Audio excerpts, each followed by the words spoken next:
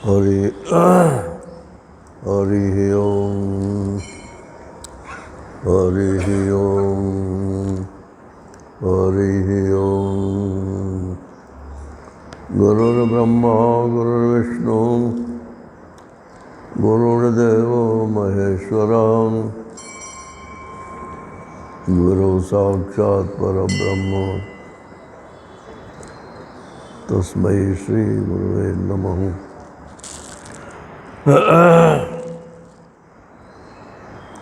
शंकरं शंकराचार्यं केशवं बादरायणं सूत्रभाष्यकृतौ वन्दे भगवन्तौ पुनः पुनः। ईश्वरो गुरुरात्मेति मूर्तिभेदविभागिने व्योमवद्व्याप्तदेहाय दक्षिणामूर्तये नमः। कृष्णाय वासुदेवाय हरये परमात्मने प्रणतक्लेशनाशाय गोविन्दाय नमो नमः। गोविन्दाय नमो नमः। हरि ओम। नारायण नारायण नारायण नारायण।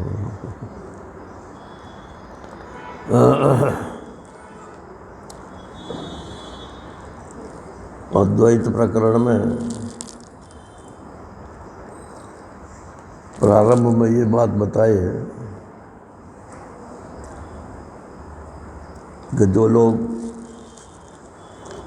ऐसा मानते हैं कि सृष्टि तो भगवान ने रची,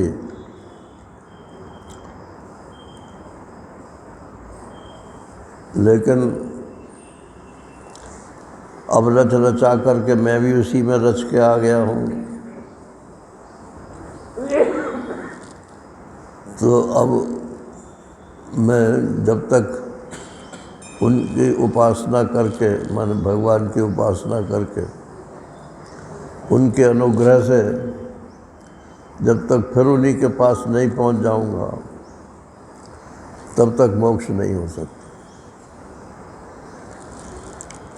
तो जितने भी ये उपासना संप्रदाय हैं सबका यही ख्याल है।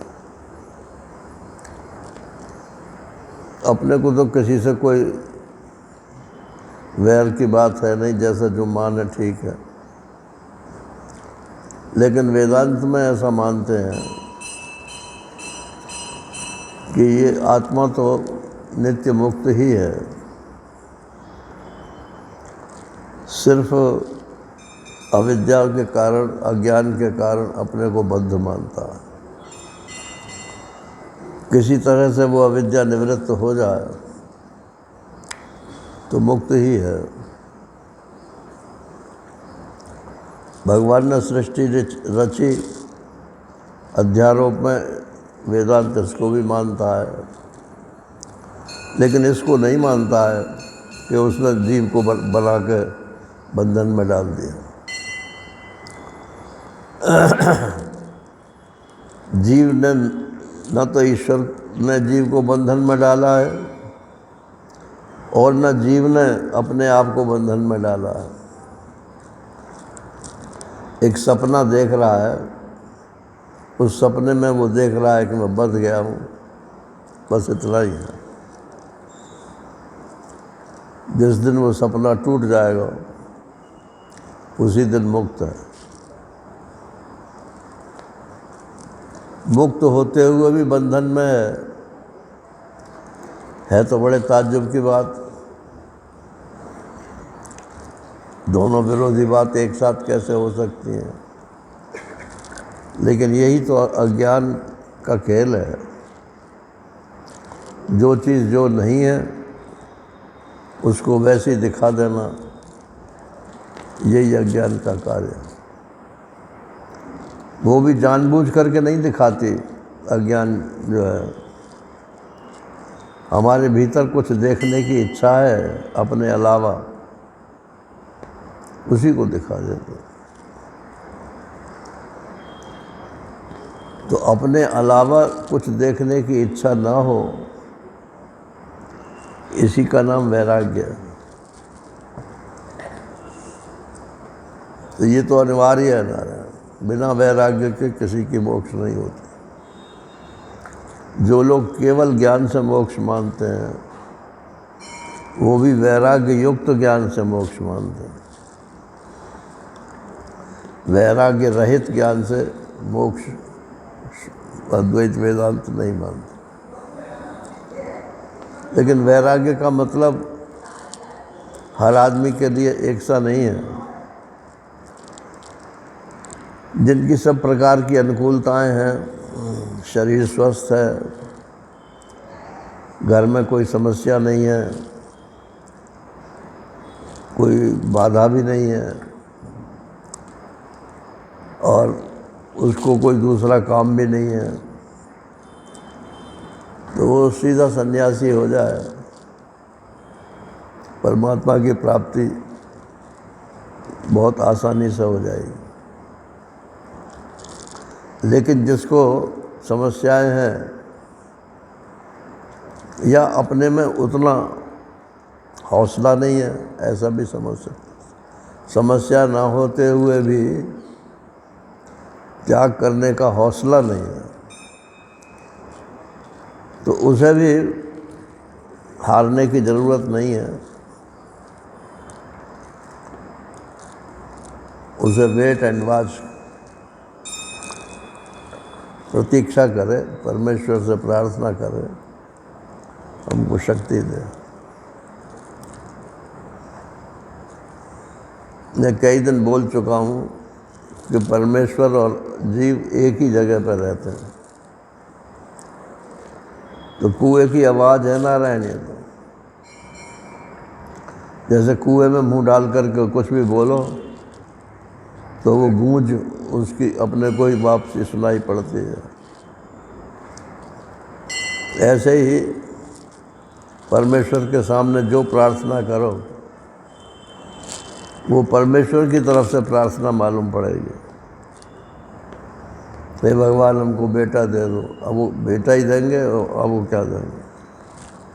बेटा दे दो, बेटा दे दो, बेटा दे दो, बेटा दे दो।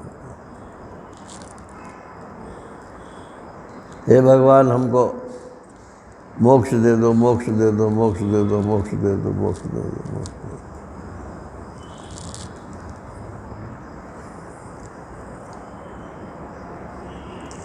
इसलिए मांगो तो परमात्मा से वैराग्य मांगो, मोक्ष मांगो, नहीं तो कुछ भी मत मांगो। जो करने योग्य कर्म है उन्हें कर्म करो। मुश्किल ये है कि हम मांगे बिना भी नहीं रहते, बेकारी पना हमारा ख़त्म नहीं होता। और ये कि संस्कार बड़ा ज़बरदस्त है। अरे भगवान से तो कुछ ना कुछ मांगना चाहिए। अच्छा मांगना चाहिए तो क्या मांगोगे बोलो?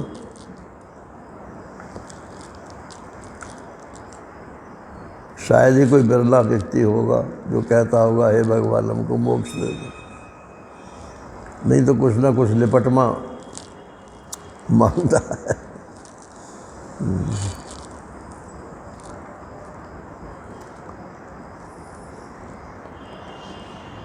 तो कहते हैं कि जो अपने को परमात्मा से भिन्न मानता है उसकी मोक्ष होनी ज़रा मुश्किल है।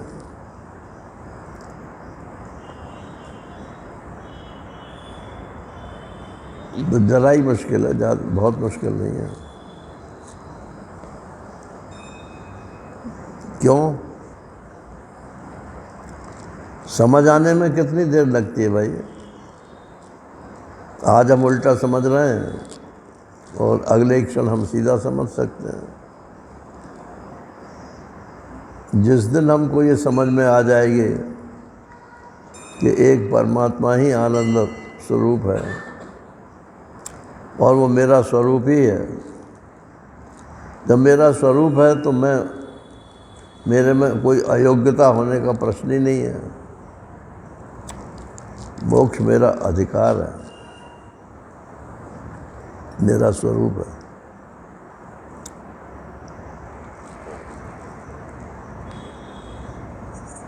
तो जो लोग इससे विपरीत मानते हैं उनको उपनिषद ने कहा कि वो क्या है, कृपण है।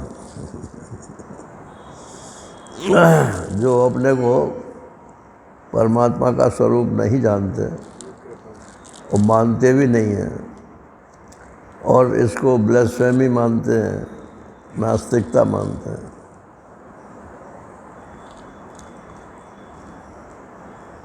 उन्होंने तो सारे दरवाजे बंद कर दिए। तो इसको कृपणता बोलते हैं। अब वो ये जीवन उनका बेकार हो जाएगा। तो एक ऐसे तत्व के बारे में सुनो जिसमें कृपणता नहीं है। वो तत्व क्या है? वही आत्म तत्व है। तो ये दूसरा श्लोक यहाँ से प्रारंभ हो रहा है।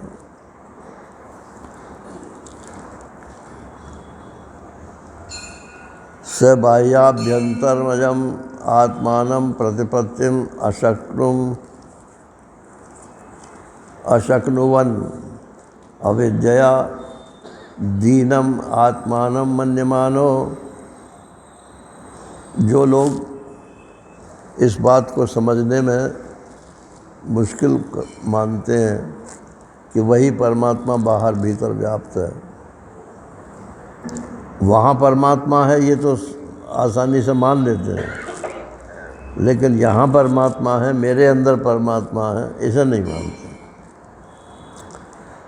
तो से बाह्याभ्यंतरम अजम, वो एक अजन्मा वस्तु ही बाहर भीतर फैला हुआ है। आत्मानं प्रतिपत्तिम अशक्नुवत्, जिन लोगों के लिए ये मुश्किल है, अविद्या के कारण वो दीनम आत्मानं मन्यमानो, वो दीन है, कृपण है, और ऐसा मानते हैं कि जातो मैं पैदा हुआ हूँ, जाते ब्रह्मणि वर्ते। अब जात ब्रह्म माने इसी संसार में, और सगुण साकार ईश्वर को, ये सब जात ब्रह्म कहलाता है।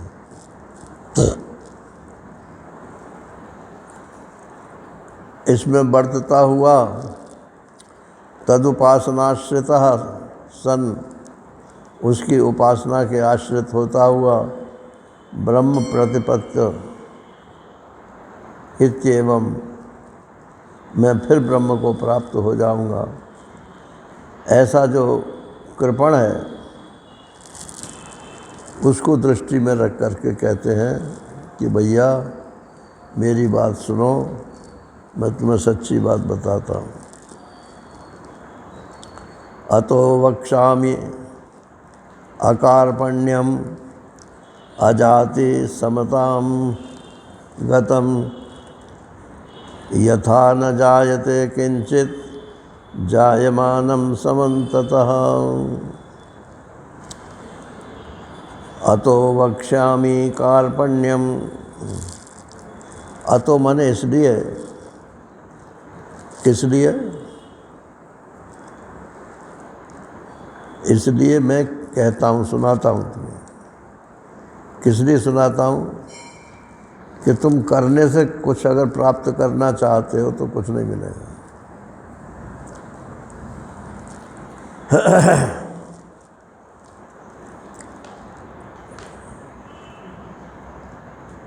स्वामी रामतीर्थ ने एक दृष्टांत दिया है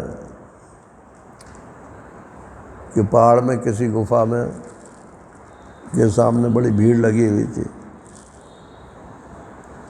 तो पूछा कि भाई ये भीड़ क्यों लग रही है? बोले इसमें एक राक्षस रहता है और जो कोई भी इसके भीतर जाता है उसको खा जाता है। तो हम ढोल ढलाड़े पीट रहे हैं जिससे वो राक्षस इससे निकल के भाग जाए। वहीं कुछ लोग पंडित हवन कर रहे थे। बोले हम इसलिए हवन कर रहे हैं कि मंत्र की शक्ति से वो भाग जाएगा यहाँ से। कोई लोग माला लिए हुए जप कर रहे थे बोले भगवान से हम प्रार्थना कर रहे हैं कि वो निकल के भाग जाए यहाँ से। तो स्वामी जी ने कहा कि किसी ने देखा है उसको? कि देखा तो किसी ने नहीं है, लेकिन जो लोग भीतर गए हैं वो वापस नहीं लौटे। यद गत्वा न निवर्तन्ते तद्धाम परमम मम। यहाँ से जो गया परमात्मा की तरफ वो लौट के तो आया नहीं। तो कोई राक्षस ने पकड़ लिया वहाँ। तो उन्होंने कहा कि ऐसा नहीं है, चलो मशाल लाओ।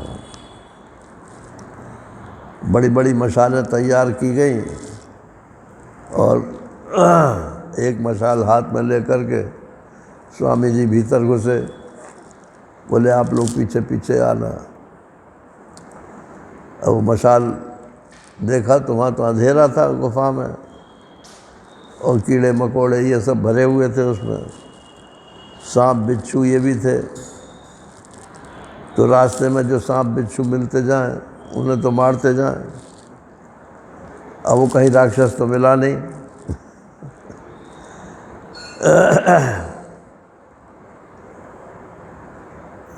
तो इसी प्रकार से कुछ लोग कर्म को लेकर के कहते हैं कि मोक्ष मिल जाएगा, कोई कहते हैं उपासना करो मोक्ष मिल जाएगा, कोई कहते हैं बस योग के बिना तो मिलेगा ही नहीं, समाधि जब तक नहीं लगेगी। वो समाधि के चक्कर में रहते हैं और ऐसा आकर्षण है नारायण। वो सिद्धियां जो हैं वो सिद्धि भी सुनी सुनाई है, होती नहीं, होती है कि नहीं होती है भगवान जाने। उसमें भी ढोंग धतूरा बहुत चलता है। तो सिद्धियों से प्रभावित हो करके हमें भी कोई सिद्धि मिल जाए, इसलिए सब लोग करते हैं। बाकी परमात्मा की प्राप्ति की जिसको इच्छा है वो तो चल पड़ता है।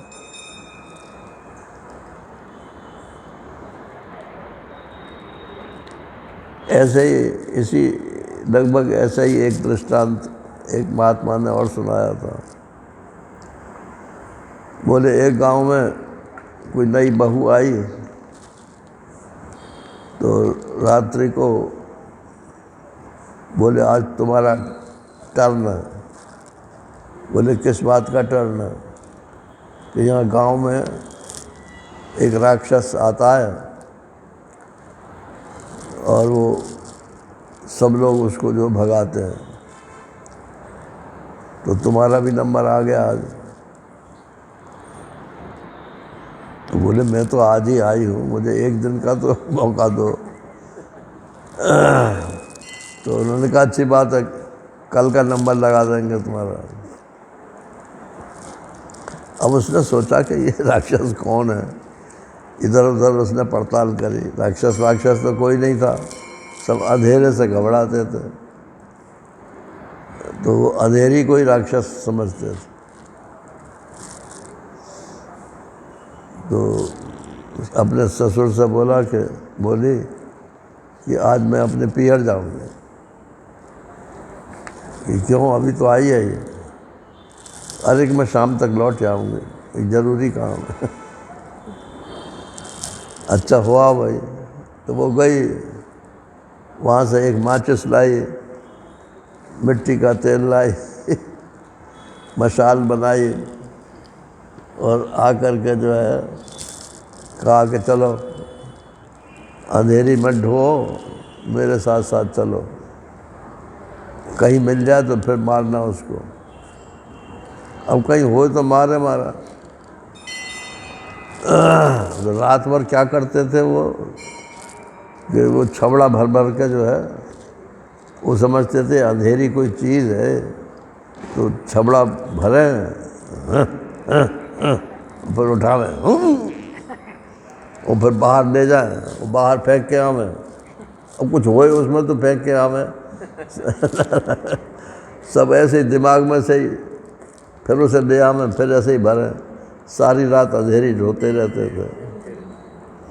अब सुबह सूरज निकल ही आता था, समझते थे भाग गए। उसने रात में ही उजाला कर दिया बहू ने, तो लोगों की समझ में आ गया कि प्रकाश का रास्ता अलग है और कर्म का रास्ता अलग है। प्रकाश के रास्ते में चलने वाले आपको बहुत कम मिलेंगे, तो उससे मत घबराइएगा आप। करे हमारे साथ तो कुछ कोई लोग है ही नहीं, सब लोग देखो वो उसमें कितनी भीड़ इकट्ठी हो रही है, उसमें भीड़ इकट्ठी हो रही है।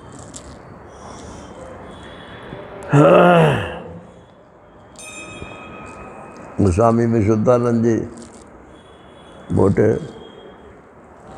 तो वेदांत का ही सत्संग करते थे, तो प्रवचन कर रहे थे, तो एक कोई महिला और आ गई वहाँ शहर में, और वो शबरी की 9 भक्ति जो भगवान ने बताई हैं उसके ऊपर कथा कर रही थे। एक दिन में 9 दिन का कार्यक्रम था। अब वो भीड़ जो थी वो सब के सब उधर चली गई। एक तो बंठन के बैल बैठती हैं ये प्रवचन करने वाली महिला साधु भी होती हैं तो अभी बंठन के बैल बैठती हैं। एक भगवान ने आवाज़ उनकी मधुर बनाई है, और तो वो भीड़ जो है उधर चली गई। तो किसी ने कहा कि स्वामी जी आपकी तो आज भीड़ है ही नहीं, और वो तो 9 दिन नहीं रहेगी, सब लोग उधर ही जा रहे हैं। तो ऐसे बोलते थे वो स्वामी जी, बोले जाने दे, मुझे तो अपने माल का विश्वास है, जिसको मेरा माल चाहिए वो यहीं आएगा, उसे कहीं और नहीं मिलेगा।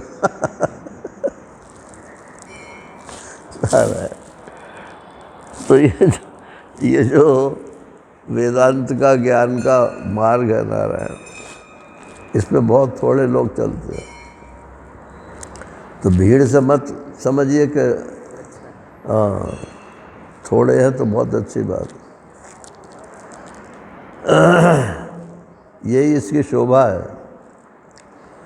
उड़िया बाबा जी महाराज सुबह को 4 बजे सत्संग करते थे वेदांत। तो 4 बजे कौन आएगा? तो वो जो महात्मा लोग होते थे वो ही आते थे और गीता जी के ऊपर प्रवचन करते थे। तो किसी ने कहा कि बाबा आपके सत्संग में तो 7-8 लोग आते हैं और नीचे कथा होती है उसमें तो बहुत सारे लोग आते हैं। बोले मैं एमए का मास्टर हूँ। जिसे एमए पास करनी है मेरे पास आएगा, और जो प्राइमरी की बात करनी है वो जाए, भीड़ में जाए। सबसे ज़्यादा भीड़ प्राइमरी में होती है। फिर उससे कम जैसे जैसे क्लासेस ऊपर चलती चली जाती हैं, भीड़ कम होती चली जाती है। नारायण। तो कहते हैं कि अतो, इसलिए, किस लिए? क्योंकि मोक्ष का एक ही रास्ता है, दूसरा कोई रास्ता नहीं। ऑल्टरनेटिव नहीं है इसमें कि शायद इससे भी मिल जाए, शायद इससे भी मिल जाए। अतः वक्ष्यामि, अब मैं तुम्हें बताता हूँ। ये चीज़ बताने से ही प्राप्त होती है, अपने आप इल्हाम नहीं होता है इसका। कोई गुरुजी मिलेंगे वो आपको बताएंगे। आप अपने आप शास्त्र से पढ़ोगे तो समझ में तो कुछ आएगा, लेकिन वो घर नहीं करेगा। अतो वक्ष्यामि, इसलिए मैं तुमसे कहता हूँ। क्या कहते हैं प्रभु कि अकार्पण्यम, ये जो तुमने अपनी दीन दशा बना रखी है कि मैं तो अब आ गया हूँ और दीन दशा में हूँ, मैं कुछ नहीं कर सकता हूँ। अब जब भगवान की कृपा होगी तब जो है, अब जाने कब कृपा होगी और प्रलय कब होगी। प्रलय में ही तो फिर भगवान के पास लौट कर जाएंगे। तो तुमने तो अपनी मोक्ष इतने दिन के लिए आगे सरकाई दी, तो अब मैं तुम्हें जो है उस आकार पढ़ने की बात बताता हूँ जो अजाति है, जिसमें कोई जाति नहीं है। तो जाति का अर्थ कहते हैं जाति नहीं है अविद्यमाना जाति ही अस्य। स्वामी महेशानंद जी महाराज ने जाति की परिभाषा दी है, जनि प्रादुर्भावे धातु से ये जाति जन्म बनता है। तो एकम नित्यम अनेकानुगमम जाति, एक होता हुआ अनेक में जो व्याप्त हो उसको जाति बोलते हैं। जैसे ये ब्राह्मण जाति है, तो माने एक कोई ब्राह्मण है और बाकी के और लोगों में भी वो ब्राह्मणत्व व्यापक है। तो ब्राह्मणत्व जो है वो जाति है, वो जन्म से ही जाति होती है। ये बड़ा वो चलता है ना कि जन्म से माने जाति कि कर्म से माने जाति। तो जाति शब्द ही कह रहा है कि जन्म से मानो। और महाराज श्री तो ऐसे बोलते थे कि जहाँ कर्मकांड का विषय हो वहाँ अगर ब्राह्मण शब्द है तो वहाँ जाति वाला ही ब्राह्मण चाहिए, और जहाँ ज्ञान आदि का प्रसंग है वहाँ यदि ब्राह्मण शब्द का प्रयोग है तो वहाँ जन्मना जाति से मतलब नहीं है। जो भी ब्रह्म को जानता है, ब्रह्मज्ञानी है, उसी से मतलब है। वो चाहे पुरुष हो, चाहे स्त्री हो, चाहे कोई भी हो।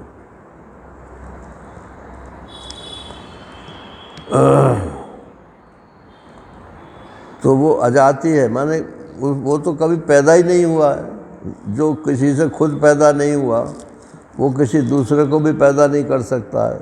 तो तुम जो कहते हो कि भगवान ने सारी सृष्टि पैदा कर दी और हमको भी पैदा कर दिया और हम यहाँ आ गए, अब भगवान ही फिर दोबारा बुलाएगा जब प्रलय होगी, तब हमारी मोक्ष होगी, तो ये तुम गलत मानते हो।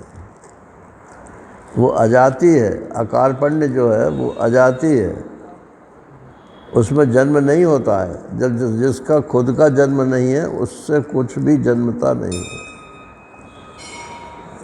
आगे कारिका भी है कि जिसका खुद का जन्म नहीं है उससे कुछ पैदा भी नहीं हो सकता।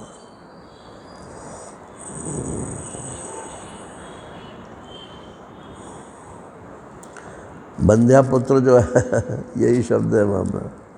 बंध्यापुत्र से कोई संतान पैदा नहीं हो सकती, क्योंकि वो खुद किसी से पैदा नहीं है।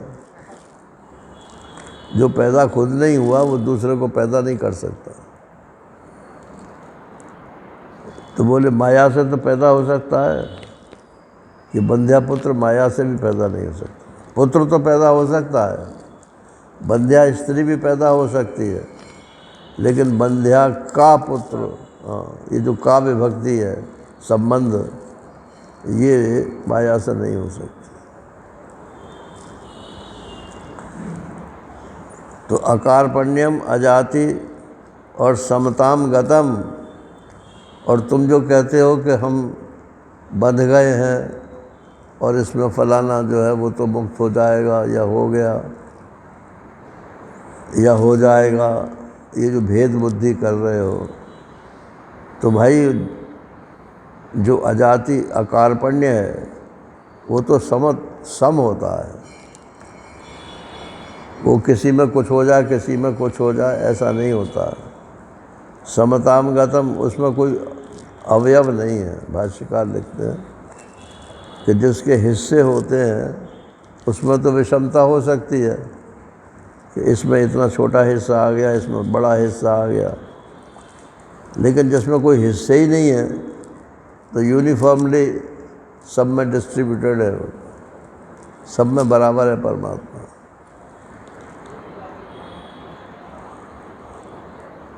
यथा न जायते किंचित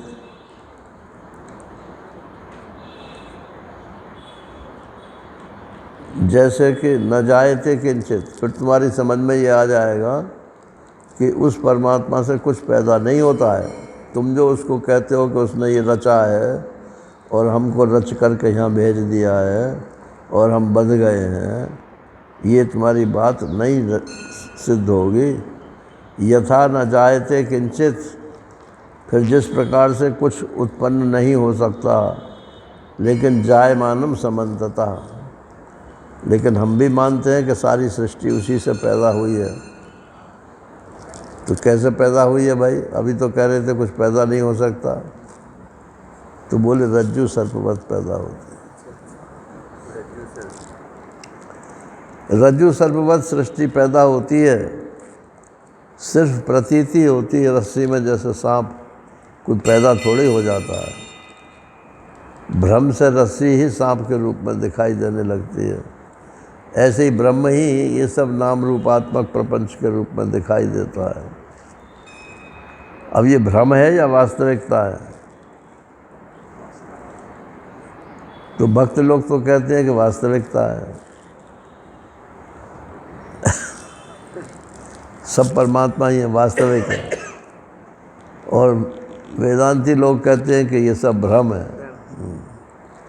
तो ऐसा एक दूसरे की विरोधी बात हो गई है। तो बोले विरोधी नहीं हुई।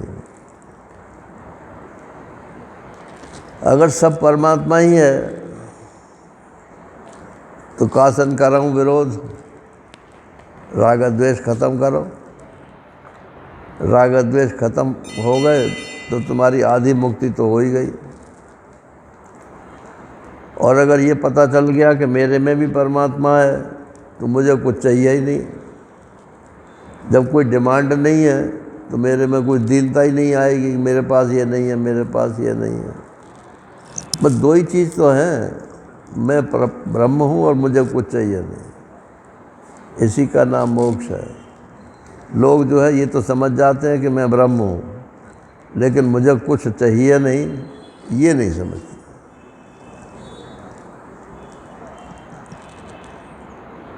तो किंचित जायमानम समन्ततः, लेकिन सब वही, चारों तरफ वही जायमान उत्पन्न हो रहा है, रज्जु सर्पवत।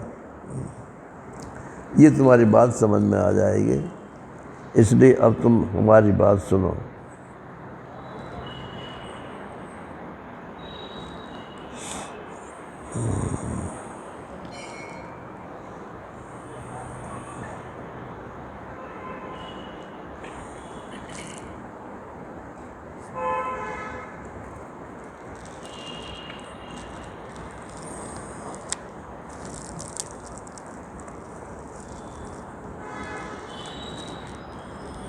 आजाति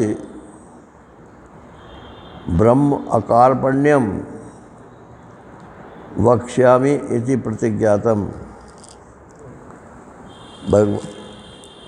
उपनिषद ने ये प्रतिज्ञा की कि मैं उस ब्रह्म का वर्णन करता हूँ जो अजाति है, जो पैदा नहीं हुआ और जिसमें कोई कार्पण्य नहीं है, और जिससे सब पैदा होता है लेकिन कुछ पैदा नहीं होता। तत्सिद्ध्यर्थम हेतु दृष्टांतम च वक्ष्यामि। उसकी सिद्धि के लिए अब ये दृष्टांत देते हैं। आत्मा ह्याकाशवत् जीवैर् घटाकाशैर्वोदितः घटादिवत्स्य संघातैर् जात वेतन निदर्शनम।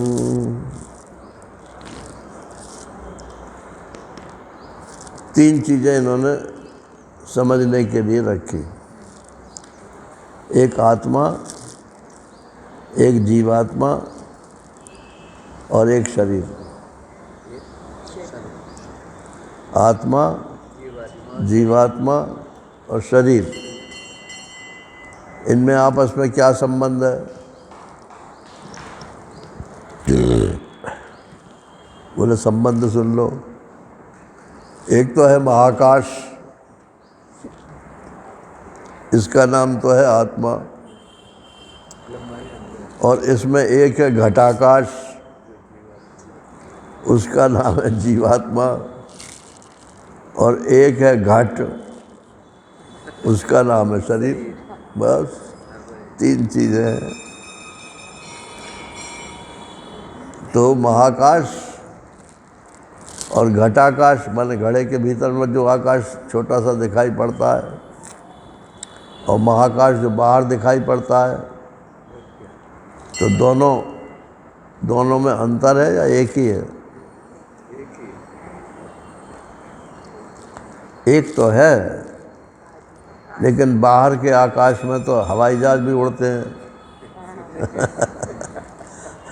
और घड़े के आकाश में तो मच्छर ही उड़ सकता है तो व्यावहारिक भेद तो है इनमें, लेकिन वो व्यावहारिक भेद आकाश की वजह से नहीं है, वो उसकी बाउंड्रीज की वजह से। घट की बाउंड्री छोटी है, और महाकाश की जो महा है उसकी बाउंड्री बहुत बड़ी है, इसलिए वो भेद है। आकाश में कोई भेद नहीं है। तो आत्मा ही आकाशवत, आत्मा तो ये महाकाश हो गया, महाकाश के समान, और जीवई घटाकाश रेव उदिता, और उसमें जीव जो है वो घटाकाश के समान, जैसे घड़ा बन के तैयार हुआ तो घटाकाश अपने आप आ गया। अच्छा, जैसे घड़ा बना मान लो, तो क्या महाकाश को उसमें घुसना पड़ता है? घड़ा बनते ही अपने आप घटाकाश तैयार हो जाता है। तो ये जो शरीर है, जैसे ही ये शरीर बन के तैयार होता है, तैसे ही इसमें चेतना मालूम पड़ने लगती है। इसी को श्रुति ने कहा कि तत्सृष्ट्वा तदेवानुप्राविशत्। पहले तो संकल्प किया उसने, तदैक्षत बहुश्याम प्रजाएय, उसने संकल्प किया मैं बहुत सी प्रजा के रूप में उत्पन्न हो जाऊं, हो गया। फिर तत्सृष्ट्वा, उसकी रचना करके फिर क्या हुआ कि तदेव अनुप्राविशत, फिर उसी में घुस गया, वो उसी में प्रविष्ट कर गया। तो ऐसा लगता है कि जैसे ये जब शरीर बन के तैयार हुआ तो इसमें परमात्मा घुस गया। तो बोले घुसा नहीं है, जैसे घड़ा बन के तैयार हुआ तो महाकाश उसमें घड़े के भीतर घुस गया क्या? वो तो महाकाश ही छोटा सा मालूम पड़ने लगा, उसी को घटाकाश बोलते। वो छोटाई महाकाश की नहीं है, वो छोटाई घड़े की है। आकाश तो ज्यों का त्यों ही है।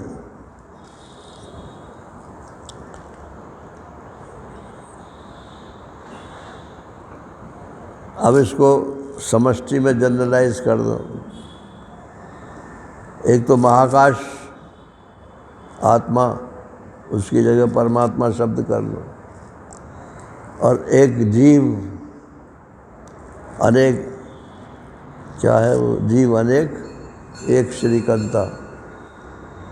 जीव तो अनेक है, और श्रीकंत माने भगवान विष्णु जो है वो एक ही है, माने ईश्वर एक है और जीव अनेक हैं। तो ये अनेक शरीर तैयार हुए तो इसमें अनेकता जीवों की भासने लगी, और ये शरीर कैसे बने? शरीर कैसे बने? इनका मसाला कहाँ से आया? पंचभूतों से। पंचभूत कहाँ से आए? हाँ, तो वही तो संकल्प से ही आए ना।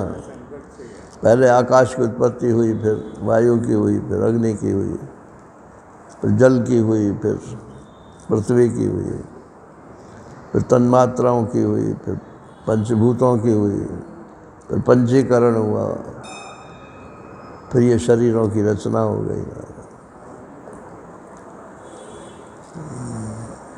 अच्छा, यहाँ तो आप समझ लो, कह दोगे कि भाई पति पत्नी मिलते हैं तो बच्चा पैदा हो जाता है, लेकिन सृष्टि में ये पूरा नियम नहीं है। और भागवत में तो आपने सुना ही है कि पहले जो सृष्टि होती थी वो क्या बोलते हैं सर,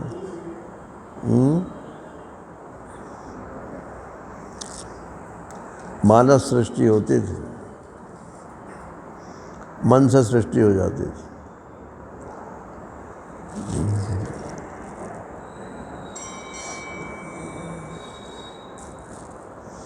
फिर जब उन्होंने ब्रह्मा जी ने कहा कि सृष्टि और बढ़ाओ, तो दक्ष ने कहा कि महाराज बढ़ावें तो सही है, लेकिन रहेगी कहाँ, पृथ्वी तो है ही नहीं।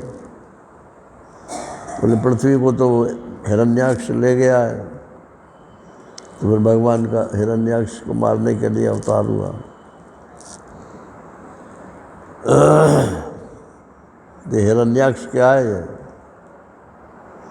जिसकी आँख में सोना हो उसको बोलते हिरण्याक्ष। तो ये जो धरती कब्जे में करते रहते हैं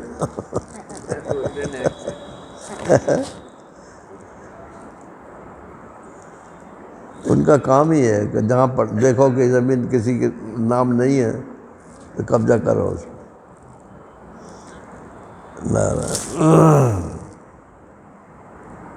और फिर औने पौने दामों में बेचते हैं उसे ना। यही सब हिरण्याक्ष हैं, उनके आँख में सोना ही है। और एक है हिरण्यकशिपु, वो सोने के ऊपर सोता है। जैसे वो कौन था, सुखराम मिनिस्टर था ना कोई, तो उसने नोट जो है अपने बेड में बिछा रखे उनके ऊपर सोता था। तो हिरण्यकशिपु है। तो भगवान हिरण्यकशिपु को भी मारते हैं और हिरण्याक्ष को भी मारते हैं। जो सबके लिए प्रॉपर्टी है वो एक की नहीं रहने की। तो ये पंचभूत बन के पहले उन्होंने संकल्प किया बहुश्याम प्रजाए, फिर संकल्प किया कि आकाश हो जाए, फिर जल हो जाए, फिर पृथ्वी हो गई, फिर संकल्प किया कि ये शरीर बन जाए। तो कर्म पहले थे कि शरीर पहले थे? ये कर्मकांडी लोग कहते हैं ना। तो ये बताओ कि जो सबसे पहला शरीर बना वो उसका पूर्व कर्म कौन सा था? तो वो तो सृष्टि नारायण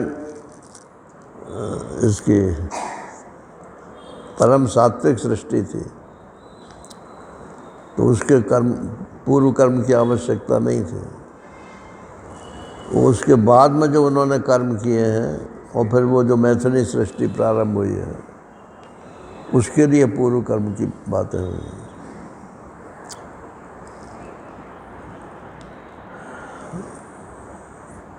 तो इसी से ये घड़ा बना माने ये शरीर बने। तो आत्मा ही आकाशवत जीवै घटाकाशैर्वोदिता घटादिवच्च संघातैर् जाता वेतन निदर्शनम। अगर दृष्टांत से समझाना होगा तो ऐसे ही समझाया जाएगा।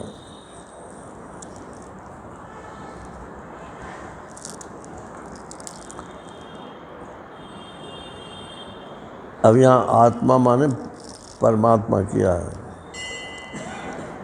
आत्मा परो ही अस्मात् आकाशवत् सूक्ष्मो निरवयवः सर्वगतः आकाशवत् उक्तो। ये परमात्मा जो है चूँकि आकाश के समान सूक्ष्म है।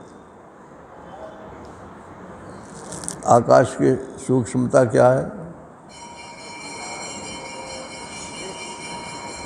आकाश को सूक्ष्म कह रहे हैं, तो आकाश की सूक्ष्मता क्या है?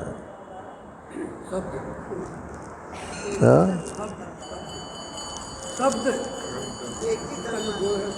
नहीं, सूक्ष्मता क्या है? वो तो गुण है शब्द, तो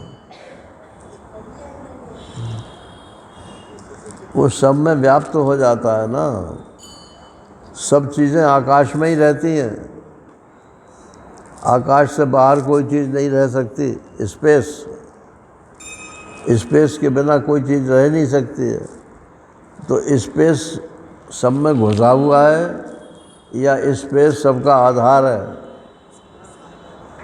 तो ऐसा लगता है कि सबका आधार है, लेकिन जो सबका आधार होगा वो सब में घुसा हुआ भी होगा। अगर 2 डायमेंशनल हो, जैसे मान लो ये तो मेरा हाथ तो आधार हो गया, अब इस पर कोई चीज़ रखी हुई है तो ये हाथ जो है इसके सिर्फ पैदे को छुएगी। लेकिन अगर 3 डायमेंशनल है तो जितना भी ऊंचा होगा उसके रोम रोम में वो आधार जो है व्याप्त होगा।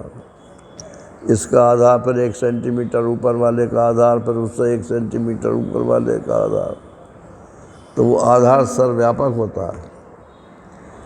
तो ये आकाश का लक्षण है सूक्ष्म और निरवयव। वो सब में व्याप्त भी इसीलिए हो जाता है कि उसका अपना कोई आकार नहीं है, और सर्वगत सब में व्याप्त है।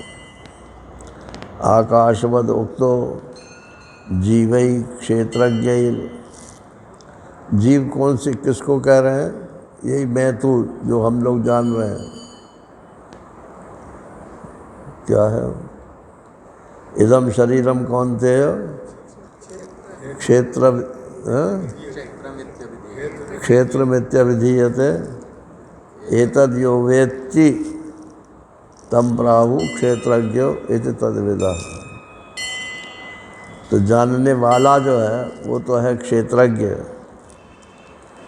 और जिसको जान रहा है वो है क्षेत्र। और क्षेत्रज्ञम चापि माम विद्धि, और उस जानने वाले को भी भगवान कहते हैं मुझे ही जानो, मैं ही हूँ जो जानने वाला बना हुआ हूँ। अब इसके कई प्रकार से अर्थ हैं, वो यहाँ का विषय नहीं है। तो आकाशवद उक्तो जीवै क्षेत्रज्ञ घटाकाशैरेव। तो ये जीव कौन सा हुआ? घटाकाश के समान, घटाकाश तुल्य उदित मालूम पड़ने लगा है। स एव आकाश समः परात्मा।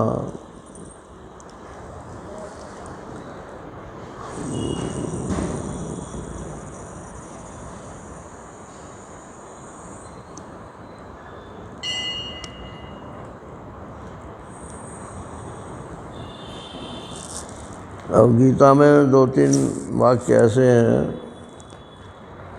ममैवांशो जीवलोके जीवभूता सनातना। यहाँ ऐसा लगता है कि भगवान अंशी हैं और जीवात्मा जो है वो अंश है उनका।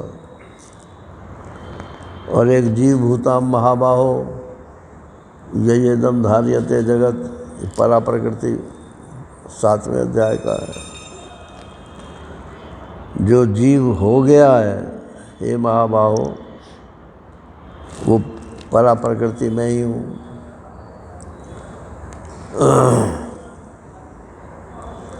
तो चाहे परा प्रकृति बोलो, चाहे ईश्वर का अंश बोलो, नारायण, ये सब प्रातीतिक नाम है, जैसा मालूम पड़ता है वैसा है।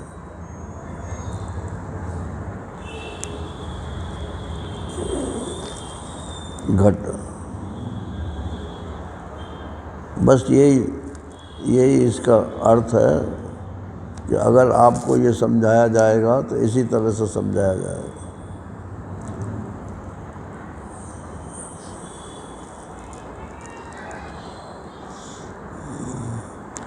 उसी आकाश से जिस प्रकार घट आदि संघात उत्पन्न होते हैं, उसी प्रकार परमात्मा से रज्जु में सर्प के समान पृथ्वी आदि भूत संघ और शरीर आदि इंद्रिय रूप आध्यात्मिक उत्पन्न होते हैं।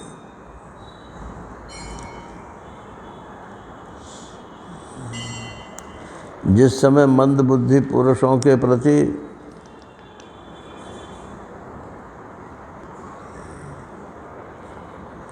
प्रतिपादन करने की इच्छा से श्रुति ने आत्मा से जीवादि की उत्पत्ति का वर्णन किया है, उस समय उनकी उत्पत्ति मानने में ये उपर्युक्त आकाश आदि के समान निर्देशन ही दृष्टांत है।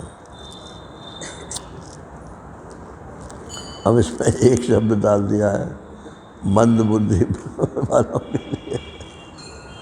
अब किसी को कह दो कि तुम्हारी बुद्धि मंद है तो लड़ाई लड़ने को आ जाएगा।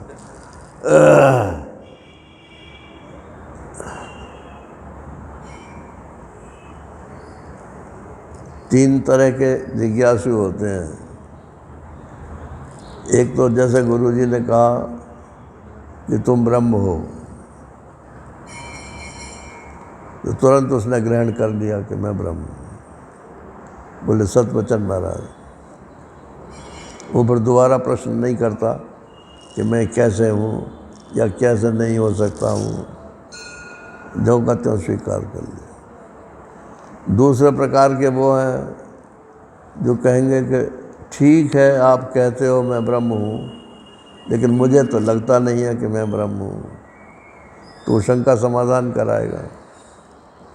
और तीसरा कहेगा कि ये ब्रह्म हूँ करने से कुछ नहीं होता महाराज। आप भी देखो हमारे सामने आए हो, रोटी मांग रहे हो। वो और जो है कुछ ना कुछ खुचर निकाल देगा। वो अश्रद्धालु लोग होते हैं।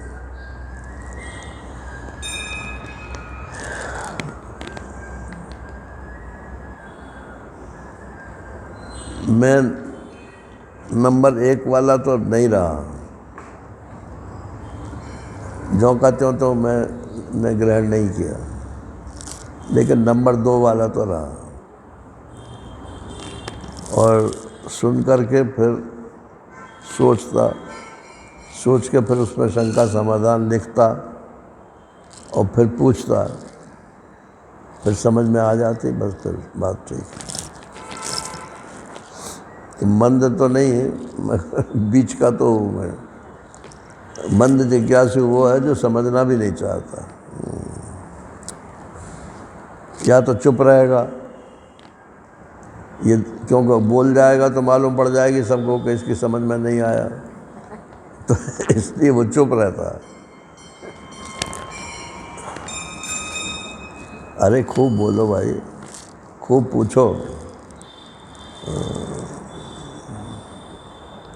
ये तो खैर प्रवचन है, प्रवचन में ज़्यादा पूछने की गुंजाइश होती नहीं है, क्योंकि वो एक सिलसिला रहता है किताब का। लेकिन सत्संग जो होता है उसमें छुट्टी होती है, उसमें कोई भी कुछ भी पूछ सकता है।